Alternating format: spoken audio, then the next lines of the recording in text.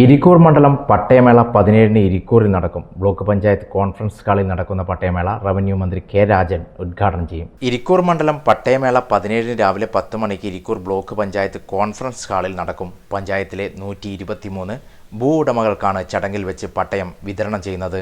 Sajeev Joseph MLA അധ്യക്ഷതയിൽ revenue വകുപ്പ് മന്ത്രി കെ രാജൻ വിതരണ ഉദ്ഘാടനം നടത്തും.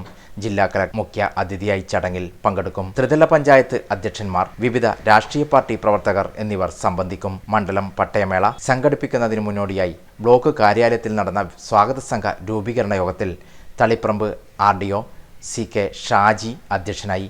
പഞ്ചായത്ത് പ്രസിഡന്റുമാരായ TP Fathima, VP Mohanan, tahsildar P Sajeevan, M Baburaj, Madavoor Abdul Khader, AM Vijayan, KK Kunjimayan, K Janardhanan എന്നിവർ സംസാരിച്ചു. സ്വാഗത സംഘം ചെയർമാനായി സജീവ് ജോസഫ് MLAയും കൺവീനറായി RDO CK ഷാജിയെയും തെരഞ്ഞെടുത്തു.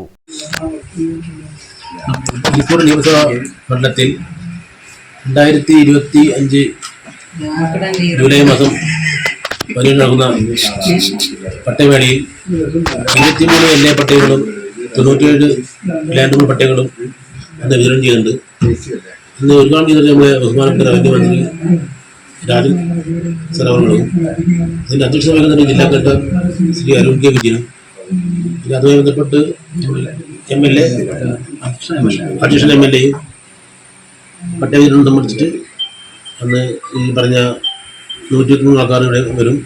എല്ലാവർക്കും പട്ടയം വന്ന് അനുവദിക്കും. അതുപോലെ അന്ന് അതിൻ്റെ ആശംസ അറിയാൻ വേണ്ടി നമ്മുടെ പഞ്ചായത്തിലുള്ള മുഴുവൻ ജനാധിപത്യ പാർട്ടികളുടെയും പ്രതിനിധികളും ഉണ്ടാകുമെന്ന് അറിയിച്ചിട്ടുണ്ട്.